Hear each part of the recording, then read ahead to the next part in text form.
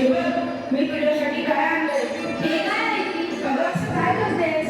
ही पुस्तके आहेत, या पुस्तकांचं वाचन कर. इश्श, आता यावर कसं वाटत ते? हे बघ सावित्री, तू मला लग्नाच्या वेळेस वचन दिलं होतंस, आता नाही म्हणू नकोस. हे तुला करावंच लागेल. आजपासून तुझा अभ्यास सुरू. अहो, पण लोक काय म्हणतील? किती बदनामी होईल आपली. लोक कौतुक करतील आपल्यावर. स्त्रिया या घरातल्या कामातच बऱ्या पडतात. असं बाहेर जाऊ नाही हो. बरं असू द्या, ही पुस्तके राहूया बाजूला. मला लई कामं माहिती. अरे बाळा, गप माझ्या सोन्या, तुला काय हवंय? काय रडतेस? अगं बाई, त्याचं अंग लई दाबले. हे पण कधी नाही. आता मी काय करू? सावित्री, अगं ये सावित्री, किती रडतोय तुझं बाळ? काय झालंय त्याला? होय बरं, रात्रीपासून लय रडायला लागले. काय ठाऊक काय झालंय? अंग मी लई तापलंय. अगं सावित्री, अगं याचं अंग तर इतकं तापलंय. होय बाळू, आता मी काय करू? अगं सावित्री, ही तर भूतबाधा आहे. भूतबाधा. काय? भूतबाधा? माझ्या लेकराला भूतानेच पडलंय?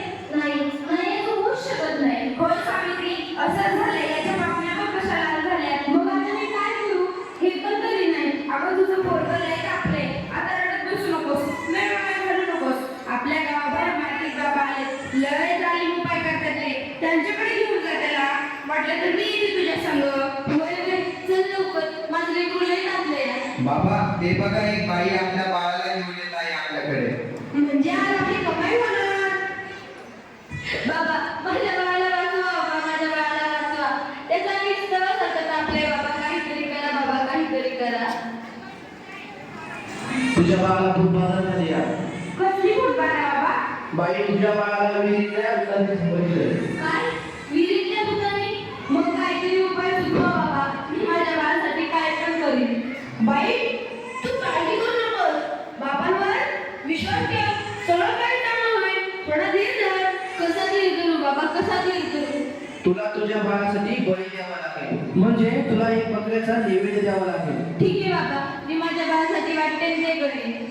पण माझं बाळ वाचलं पाहिजे. माझ्या बाळाला वाचवा बाबा. बाई तुला काय करायची गरज नाही, तू फक्त पैसे दे, नैवेद्य आम्ही करू.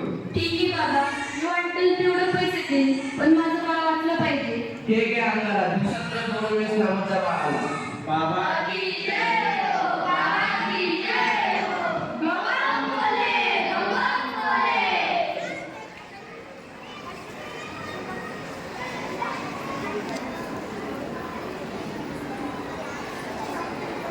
अगं बाई, याचा अजून कसं काही दाब कमी नाही झाला? काल बाबाकडे जाऊन पण काय बी फरक पडला नाही. अगं किती रडतोय तो.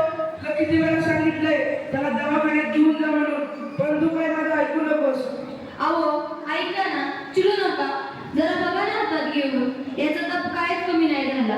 जरा बघा नाही ना काय झालंय ते. त्यावेळी तुला किती वेळा सांगितलं की घरात प्रसूती करू नकोस म्हणून. अशा वेळी एका आईचं आणि बाळाचं दवाखान्यात असणं किती महत्वाचं असतं माहित आहे का तुला? अहो, पण पुरुषाच्या हातात प्रसूती करताना लाज वाटते. कसं वाटतं ते? त्यावेळेस दवाखान्यात कुठल्या महिला डॉक्टर पण नव्हत्या. मी कशी करणार होते प्रसूती? अगं अंतर दवासारखं आपलंय. अशी कशी लपली असतेस तू? अहो, मग काहीतरी करा ना. दादा लवकर जाऊन वैद्यांना बोलव. हे काय करतेस तू? मी याला देवाचा अंगारा लावतीये. बस कर सावित्री, हा सर्व अंधविश्वास असतो. अहो, जरा विश्वास ठेवा.